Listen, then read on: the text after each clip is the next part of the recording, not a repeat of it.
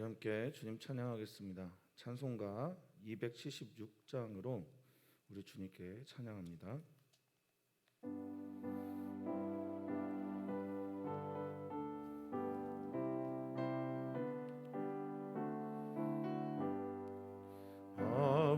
아버지여 이 죄인을 용납하여 주시고 예수님의 이름으로 구원하여 주소서. 아버지를 떠나 산지 벌써 오래되었고 험한 길에 고난 몸이 이제 돌아옵니다. 전에 하던 헛된 일을 애통하게 여기고 겸손하게 엎드려서 용서하심 빕니다. 은혜 감당 못하오나 회개하는 영혼과 나의 약한 육신까지 감히 드리옵니다.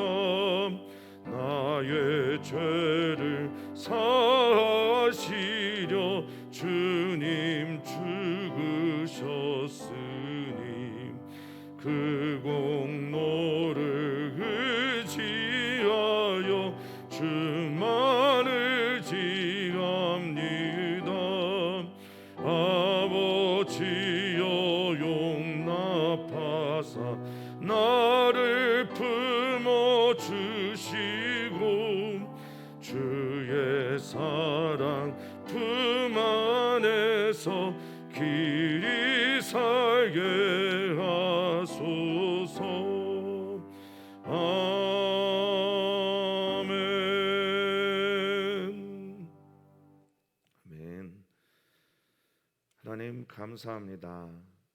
하나님께 예배할 수 있게 하셔서 감사합니다. 오늘 주님 앞에 서서 찬양과 또 감사로 기도로 우리의 첫날을 시작하게 하시니 참 감사합니다. 삶은 선택의 연속인데 그 삶의 선택의 연속 속에서 언제나 하나님 편을 택할 수 없는 이기적인 죄인임을 너무나 잘 압니다.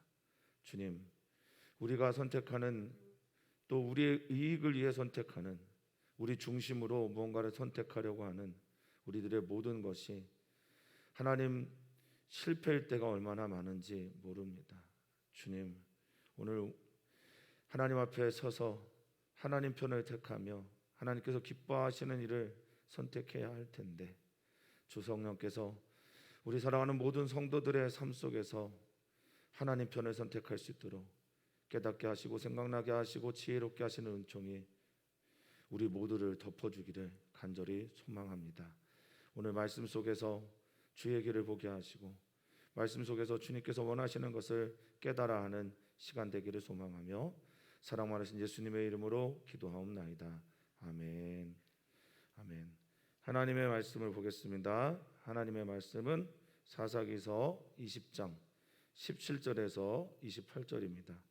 사사기서 20장 17절에서 28절 한 목소리로 읽도록 하겠습니다. 베냐민 자손 외에 이스라엘 사람으로서 칼을 빼는 자의 수는 40만 명이니 다 전사라. 이스라엘 자손이 일어나 베델에 올라가서 하나님께 여쭈어 이르되 우리 중에 누가 먼저 올라가서 베냐민 자손과 싸우리까 하니 여호와께서 말씀하시되 유다가 먼저 갈지니라 하시니라. 이스라엘 자손이 아침에 일어나 기브아를 대하여 진을 치니라. 이스라엘 사람이 나가 베냐민과 싸우려고 전열을 갖추고 기브아에서 그들과 싸우고자 하매 베냐민 자손이 기브아에서 나와서 당일에 이스라엘 사람 2만 2천 명을 땅에 엎드려뜨렸으나 이스라엘 사람들이 스스로 용기를 내어 첫날 전열을 갖추었던 곳에서 다시 전열을 갖추니라. 이스라엘 자손이 올라가 여호와 앞에서 저물도록 울며 여호와께 여쭈어 이르되 내가 다시 나아가서 내 형제 베냐민 자손과 싸우리까 하니 여호와께서 말씀하시되 올라가서 치라 하시니라.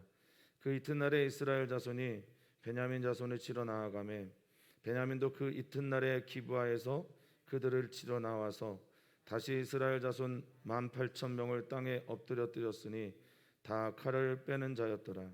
이에 온 이스라엘 자손 모든 백성이 올라가 베델에 이르러 울며 거기서 여호와 앞에 앉아서 그날이 저물도록 금식하고 번제와 화목제를 여호와 앞에 드리고 이스라엘 자손이 여호와께 물으니라.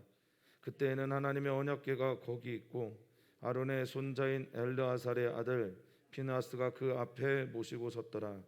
이스라엘 자손들이 여쭈기를 우리가 다시 나아가 내 형제 베냐민 자손과 싸우리까 말리까 하니 여호와께서 이르시되 올라가라. 내일은 내가 그를 내 손에 넘겨주리라 하시는지라. 아멘. 아멘. 디모데서에 보면 말세에 고통하는 때가 이르게 될 것이다 라고 말을 하는데, 그 말세의 고통의 첫 출발, 그리고 그 이유, 그리고 그 특징이 사람마다 자기를 사랑한다 라고 말을 합니다. 안병무라는 신학자는 공의인 사유화, 공적인 것을 자신의 것으로 사유화하려고 하는 것, 지금 한국 교회 안에서도 많이 일어나고 있는 타락의 모습이기도 하지만 한 개인의 모습도 그렇습니다. 공을 사유화하려는 그 속성에는 무엇이냐면 철저한 자기 중심성이 있습니다. 말세에 고통하는 때도 자기의 중심성, 이기주의에서 그 고통이 비롯되고, 사사기 세기 말에 나타나고 있는 이 악함과 그리고 이 비극적인 일들은 자기 소견에 오른 대로 하는 자기 중심성에서 비롯됩니다. 이 아픔의 연속이 우리가 바라보고 있는 사사기 후반부의 모습들입니다. 그런데 말이죠, 어제 우리가 읽고 또 묵상했던 것처럼 이 문제를 어떻게 처리할 것인가, 기브아에서 행한 악한 일들과 그로 인한 레위 지파의 시신을 도망내서 유다 이스라엘의 12지파의 사람들을 동원하게 돼서 총회를 하게 되었던 이 모든 일들, 그 총회에 이어서 이제 전쟁을 하려고 결정하고 나가는 이스라엘 지파들의 모습을 우리가 오늘 보게 될 텐데요. 참 사람이 얼마나 이기적인지, 총회에 모여서 자신의 숫자 40만 명, 그리고 총회에 모여서 기브아 사람들 혹 베냐민 지파의 사람들에게 가서 화해를 청하지도 않고 협상을 요구하고 또 굴복을 요구하는 그들의 모습 속에서 하나님께 물었다라는 얘기는 나오지 않습니다. 하나님의 뜻이 무엇인지 궁금해하지 않습니다. 우리가 이것을 어떻게 처리해야 할까? 하나님의 뜻이 무엇인지 먼저 궁금해하지 않고 분노하는 모습이 나오는데, 오늘 본문에서는 자신이 정작 하나님의 뜻을 물을 때는 하나님께 묻지 않고 있다가 이제 마음이 급했나 보죠. 전쟁을 하려고 하니, 싸워서 이겨야 되니, 자기가 치러야 되는 전쟁에서는 하나님께 묻습니다. 얼마나 이기적인지요. 우리가 늘 이렇습니다. 하나님의 뜻을 먼저 물어야 하는데 내가 정합니다. 전쟁하기로 정합니다. 우리가 전쟁하기로 결정해 버린 후에 이제 전쟁이 시작되려고 하니 그때 하나님의 뜻을 묻습니다. 평소에는 하나님 관심도 없고 하나님의 뜻이 무엇인지 깨닫지도 못하고 있다가, 또 하나님의 뜻이 무엇인지 관심도 없다가 발등에 불이 떨어지면 그제서야 하나님을 찾는 그런 모습이 저는 오늘 이스라엘 총회에 있는 이스라엘 12지파의 모습들인 것처럼 보입니다. 17절을 보면 베냐민 자손 외에 이스라엘 사람으로 칼을 빼는 자가 40만이다. 다 전사다라고 말을 하고 있는데요. 이 다 전사다라고 하는 것은 싸움에 능하다 이런 뜻으로 쓰여지지 않았습니다. 여기는 그냥 밀하마 이쉬라고 해서, 밀하마는 싸울 수 있는, 그리고 이쉬는 남자, 이런 뜻입니다. 그러면 이 말을 그냥 해석하면 칼을 들고 칼을 빼고 싸울 수 있는 남자의 수가 40만, 전쟁에 능하거나 전사나 혹은 뭐 용사나 이렇게 전쟁을 잘 하는 사람들이 아니라 그냥 싸우려고 하는 남자의 수가 40만 명이다라고 먼저 선생님들이 이해를 하셔야 됩니다. 그런데 이들이 이 문제를 어떻게 처리할 것인가에 대해서는 하나님께 묻지 않던 그들이 이 베델에 올라가서 18절에 보니 이제 묻습니다. 하나님께 여쭙습니다. 샬이라고 하는 문의하다, 요청하다, 간구하다, 질문하다라고 하는 히브리어는 다윗을 이해할 때 굉장히 중요한 단어라고 제가 몇 차례 말씀을 드렸습니다. 하나님의 뜻을 묻고 이 전쟁을 해야 합니까? 말아야 합니까? 언제나 하나님께 질문하는 게 다윗의 신앙이었거든요. 다윗은 항상 하나님 앞에서 어떤 것을 결정할 때, 선택할 때 하나님의 뜻을 물었습니다. 근데 오늘 이 사사기에서도 묻는 이야기가 나옵니다. 뭐 성도님도 이렇게 생각할 수 있겠습니다. 묻지 않는 것보다 지금이라도 하나님께 묻고 여쭙고 나가는 게 훨씬 더 낫다라고 생각할 수 있습니다. 뭐 그럴 수도 있겠습니다.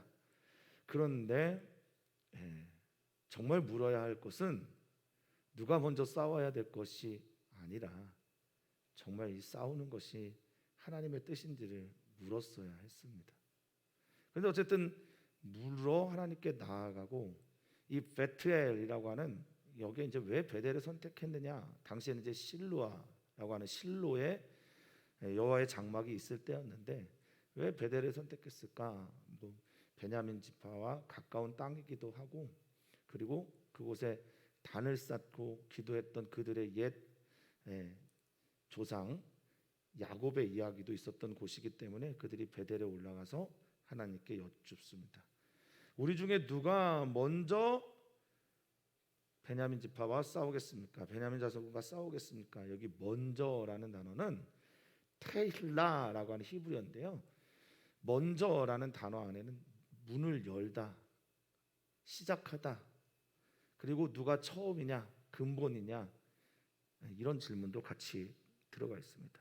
그러니까 누가 이 문을 열어야 되겠습니까?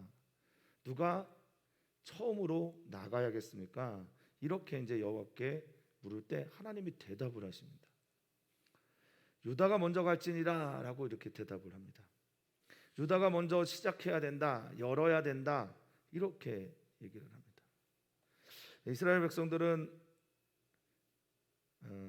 정말 하나님을 믿는 믿음으로 처음부터 하나님으로부터 시작된 것이라고 믿었기 때문에 이게 하나님의 뜻이라고 믿었기 때문에 선악과를 따먹는 것이 아니라고 생각을 하고 믿었기 때문에 이렇게 질문을 할 수도 있었겠으나 자, 결과적으로 어떻게 될까 한번 보시면 참 이게 재밌습니다. 하나님 누가 먼저 나가야 됩니까? 유다가 먼저 나가야 돼요. 그러면 사람들이 생각할 때 이기겠구나, 이 전쟁 우리가 이겼구나라고 생각할 겁니다. 왜? 하나님의 응답도 받았고 뒤에 이제 보면 하나님의 언약궤도 우리 편에 있다고 생각을 하고 그리고 이 전쟁이 이 싸움이 내가 옳다라고 하는 그런 당위성도 있다고 믿고 있기 때문에 당연히 나가서 싸웠는데 19절에 보니까 이제 아침에 일어나 기부하를 대하여 진을 치고 여기 진을 치다라는 게 한나라는 건데요. 주둔하다라는 뜻이에요. 그러니까 거기에 진을 치고 막사를 치고 장막을 치고 그리고 전열을 갖춘 다음에 싸웁니다. 이 전열을 갖추다라는 말을 조금 기억을 하셔야 됩니다. 이 전열을 갖추다라는 말이 우리가 출애굽기에서 많이 본 단어인데 이 아라크라고 하는 히브리어예요. 진설하다. 떡을 진설병에 이렇게 진열하고 진설할 때도 이 아라크를 씁니다. 그러니까 이들의 전쟁은 언제나 하나님 앞에서의 전쟁이어야 된다라는 걸 말하고 있는데요. 하나님 앞에서의 전쟁은 하나님을 위한 전쟁, 하나님께서 원하시는 전쟁인데 과연 이들의 태도가, 이들의 모습이 하나님을 위한 전쟁인가, 하나님 앞에서의 전쟁인가, 정말 의아합니다. 믿음의 사람들이 그럴 때가 많아요. 정말 하나님이 이용하여 먹으려고 하는 그런 태도를 가질 때가 참 많습니다. 정말 하나님의 뜻이 궁금하거나 하나님께서 원하시는 것이 무엇인지 물으려고 하지 않고 진지하게 하나님의 뜻이 무엇인지를 물으려고 하는 사람들의 태도는 하나님의 거절이나 응답하지 않으심에 대해서도 기쁘게 아멘을 하려고 하는 마음의 준비가 되어 있는 사람들은 하나님을 이용하려고 결코 하지 않습니다. 하나님께서 말씀하시면 어떤 응답이든 들을 준비가 되어 있다면 그건 하나님에 대한 경외감이 있는 거죠. 근데 이스라엘 백성들은 지금 그런 하나님을 향한 경외감보다는 이 전쟁에서 이기고 싶은 마음 때문인지 몰라도 그렇게 하나님께 묻고 전쟁하러 나아갑니다. 자, 결과는 어떠냐? 진설하다라고 하는 떡을 진설하다 할 때처럼 그렇게 하나님 앞에서의 전쟁을 하고 전열을 가다듬었고 그리고 그 줄을 세우고 나갔는데 21절에 보면 베냐민 자손이 2만 6천 명이 모여서 전쟁을 했는데 결과가 어떻게 됐습니까? 당일에 이스라엘 사람 2만 2천 명을 땅에 엎드려뜨렸다라고 합니다. 베냐민 자손이. 그 40만 대 2만 6천의 전쟁에서 2만 6천 명이 40만 안에 있는 2만 2천 명이나 되는 사람들을 엎드려뜨렸다. 이 엎드려뜨리다라고 하는 말이 샤트인데요. 21절에 샤트라는 말에는 파멸시키다, 완전히 무너뜨리다, 그리고 터뜨리다 이런 말이 있어요. 그러니까 40만에 2만 2천 명이나 되는 사람이 2만 6천 명의 베냐민 자손에게 무너지고 완전히 터지고 그리고 파멸되는 일이 일어나게 됩니다. 어떤 느낌이 드십니까? 하나님의 응답을 잘못하셨나? 아니면 이들이 잘못 들었나? 우리도 이럴 때 많죠. 신앙생활 할 때. 나 하나님께 응답 받았다고 생각하고 기도하고 또 충분히 하나님의 말씀이라고 생각하고 내가 결정해서 나갔는데 하나님이 내가 원하는 일들이 일어나지 않는, 또 내가 지는 일들, 내가 실패하는 일들, 내가 패배하는 일들을 경험하게 하실 때도 있습니다. 2만 2천 명이나 되는 사람이 죽습니다. 어떻게 해야 될까? 이스라엘 백성들은 한 번 더 주님께 나아갑니다. 22절에 보면 이스라엘 사람들이 스스로 용기를 내어, 이게 스스로 용기를 내다는 말이 하자크인데요. 하나님을 향해 붙잡고 단단히 매고 마음을 강하게 하고 이런 뜻입니다. 그러니까 스스로 마음을 강하게 하고 다시 한번 마음을 붙잡고 첫날 전열을 갖추었던 그 전열을 다시 갖춥니다. 그러니까 전쟁 준비하는 이 아라크의 일들을 다시는 진열하고 진설하고 그 앞에 세우는 일들을 다시 합니다. 자, 첫날 졌으니, 하나님의 응답이라고 생각하고 졌으니 이들이 무엇을 하냐? 정말 회개를 하고 있는지, 통곡을 하고 있는지, 하나님께 돌아오고 있는지, 자신의 잘못이 무엇인지 그것에 대해서 성경 설명하지 않고 있습니다. 23절 보니까 울어버려요. 우는데 이 바카라고 하는 운다라는 말이 그저 통곡하다, 누군가 장례가 났을 때 흐느끼다, 곡하다, 슬퍼하다 이런 말인데 성경에 봐도 회개하다라는 말이 없습니다. 우리가 무엇을 잘못했는지, 무엇 때문에 하나님께서 이렇게 응답하셨는지, 또 응답하셨다면 우리가 잘못 들은 것은 아닌지, 그냥 자신들이 진 게 이해가 안 된다, 서럽다 그러면서 그냥 울어버립니다. 신앙생활을 하면서 저도 그럴 때가 많고 우리 성도님들과 함께 신앙생활을 할 때 그런 경험들을 참 많이 합니다. 누가 봐도 하나님의 뜻이 아닌 일을 하면서 하나님께 응답받았다고 밀어붙이고 하나님께서 응답하지 않으심에도 불구하고 그냥 그 일을 하다가 실패를 경험하고 패배를 경험하고 나서 하나님 안 계신다, 하나님 나 사랑하지 않는다, 하나님 어디 계신지 모르겠다. 이 욥의 경우와는 완전히 다른 거죠. 하나님 탓하고 다른 사람 탓하고 그렇게 자신의 그 모습 때문에 통곡하는 사람들을 참 자주 봅니다. 저도 예외가 될 수 없죠. 통곡하면서 다시 주님께 여쭙습니다. 내가 다시 나아가야겠습니까? 야차라고 해서 올라가겠습니까? 그곳을 향하겠습니까? 다시 나아가서 베냐민 자손과 싸워야 되겠습니까? 윌하마라고 해서 전선을 만들어야 되겠습니까? 전쟁을 해야 되겠습니까? 여호와께서 올라가서 여호와께서 또 대답하십니다. 올라가서 또 쳐라. 여기 치다라는 말은 원어상으로는 없습니다. 알이라고 하는 히브리어가 쓰여졌는데 그를 향하여, 그를 덮어, 뭐 이런 뜻입니다. 그러니까 치다라는 말보다는 그를 향하여, 그를 덮어서 올라가라 라는 말이 더 원어적으로 가깝다라고 보시면 되겠습니다. 자, 24절에 보면 그 이튿날, 그 다음 날 이스라엘 자손이 베냐민 자손을 치러 나아갑니다. 자, 여기까지 이렇게 쭉 읽어보면서 지금 전쟁의 관점이 유다 지파 혹은 이스라엘 총회의 관점입니다. 이들이 보니까 베냐민 자손을 향해 또 올라가라고 말씀하시는 겁니다.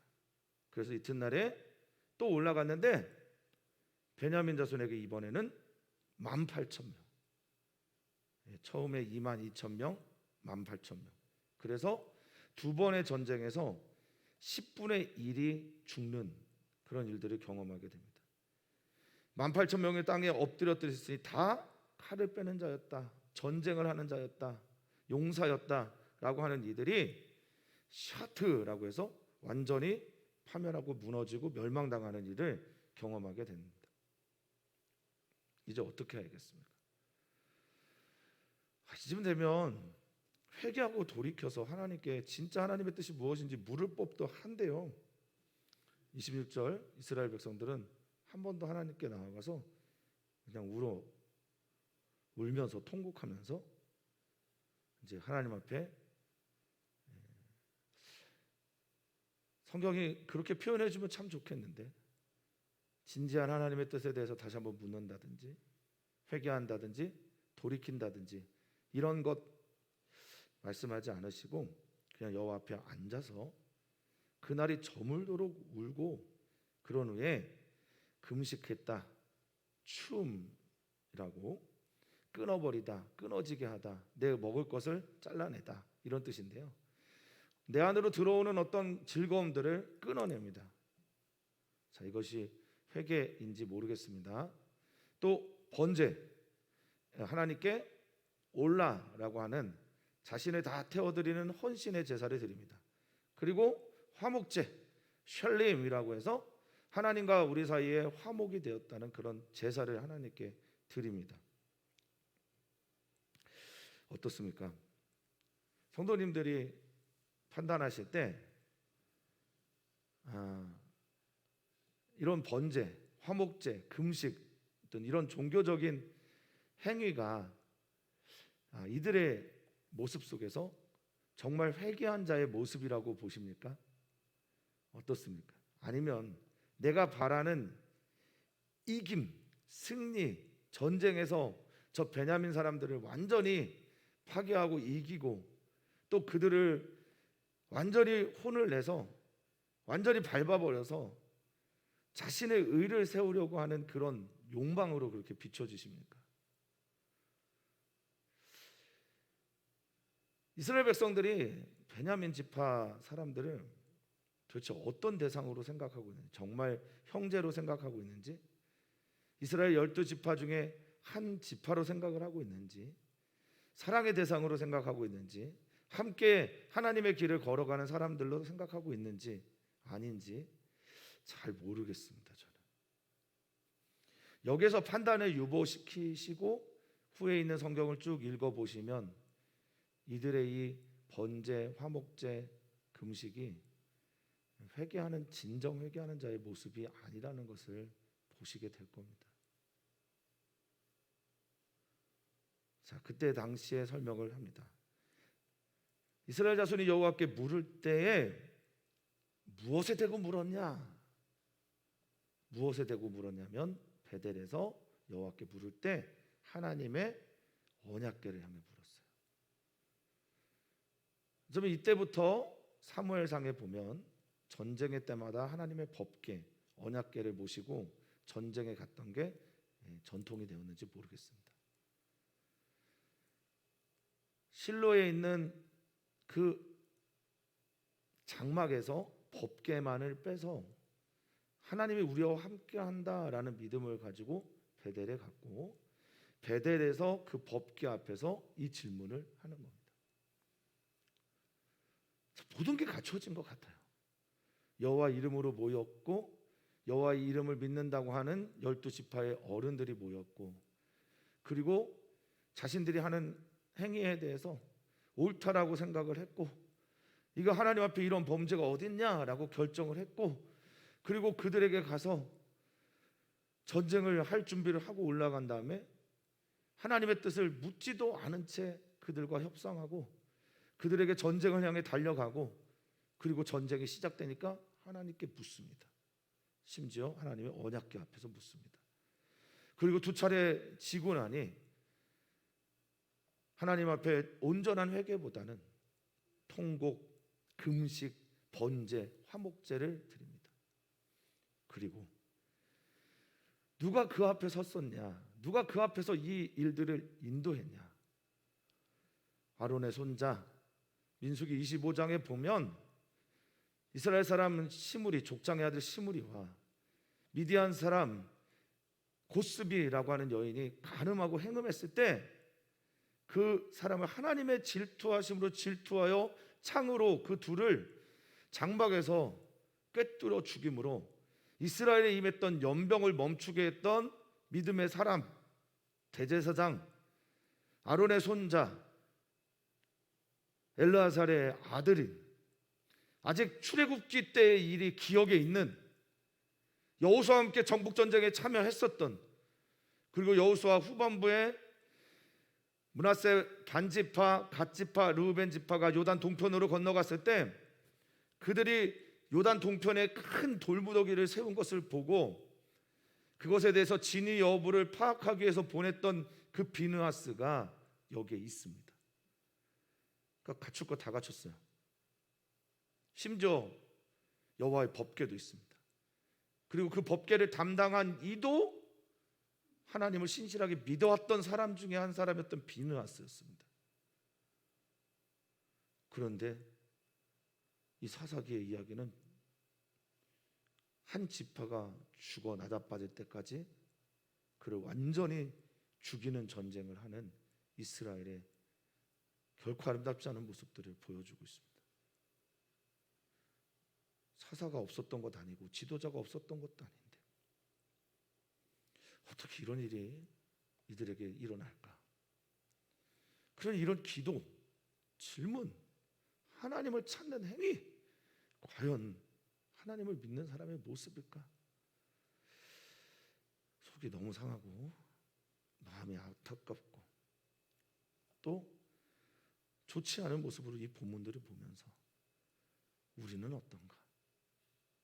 목사인 나는 어떤가? 우리 교회는 어떤 모습인가? 우리 교회 성도들은 삶에서 어떤 모습을 가지고 하나님께 예배하고 기도하고 나아가는가? 저희들이 이스라엘 자손이 다시 주님께 나아가 이번엔 질문을 다르게 합니다. 어떻게 하냐? 우리가 이스라엘 자손과 베냐민 지파의 사람들과 싸워야 됩니까? 말아야 됩니까? 이렇게 질문합니다. 싸웁니까? 라고 하는 거는 밀하마 지금까지 계속 나온 얘기인데 전쟁, 싸움, 다툼, 이김, 승리 이런 뜻이고요. 이 말겠습니까? 라고 하는 말이 하달이란 말인데요, 끊어지다라는 뜻입니다. 그치다, 버려두다, 버리다 이런 뜻입니다. 계속 하나님 앞에서 패배와 실패가 있으니까 이제는 질문합니다. 전쟁해야 됩니까? 이것을 그쳐야 합니까? 주님께서 대답을 해주시죠. 올라가라, 내일은 내가 그를 내 손에 넘겨줄 것이다 라고 말씀하십니다. 이제 오늘은 금요일이고 뭐 내일 또 내일 모레 우리는 다음 이야기를 볼 수 없으나 읽어 보신다면 그 결과가 어떻게 되는지 나올 겁니다. 내일부터 이어지는 사사기 이야기는 베냐민 지파의 시선으로 전쟁을 바라보는 이야기예요. 그 베냐민 지파가 또 이기니까 또 이기는구나라고 생각을 했는데 사실은 이 이스라엘 자손들이 매복을 하고 있다가 베냐민 지파를 공격합니다. 철저하게 짓밟죠. 그리고 완전히 어그러지며 저주까지 하죠. 우리 지파 중에 어떤 사람도 이 베냐민 지파와 결혼하지 않는다. 한 지파를 완전히 멸문지화 시키는 거죠. 무엇이 문제일까? 안타까운 마음으로 부모를 봅니다. 그러면서 우리들의 신앙을 좀 점검해 보기를 소망해 봅니다. 사랑하는 성도님들, 과연 우리는 하나님을 경외하고 하나님이 우리의 신앙의 중심에 서 있고 언제나 목적이 되는지 돌아보았으면 좋겠습니다. 내가 필요할 때만 하나님을 찾는 건 아닌지, 당장 싸워야 되니까 내가 필요하니까 하나님께 나아가서 기도하는 건 아닌지, 그리고 과연 이 전쟁을 하나님께서 원하시는지 묻지도 않은 채 전쟁해야 된다는 생각에만 사로잡혀 있는 건 아닌지, 이 질문을 오늘 우리가 진지하게 하나님 앞에서 해야 할 줄 믿습니다. 출발이 잘못되면, 첫 단추를 잘못 꿰면 잘 맞아서질 않습니다. 하나님께서 정말 원하시는 게 사랑이고 화해이고 화평이라면 우리는 처음부터 그 길에 서야 함을 다시 한번 이 말씀을 통해서 배우게 됩니다.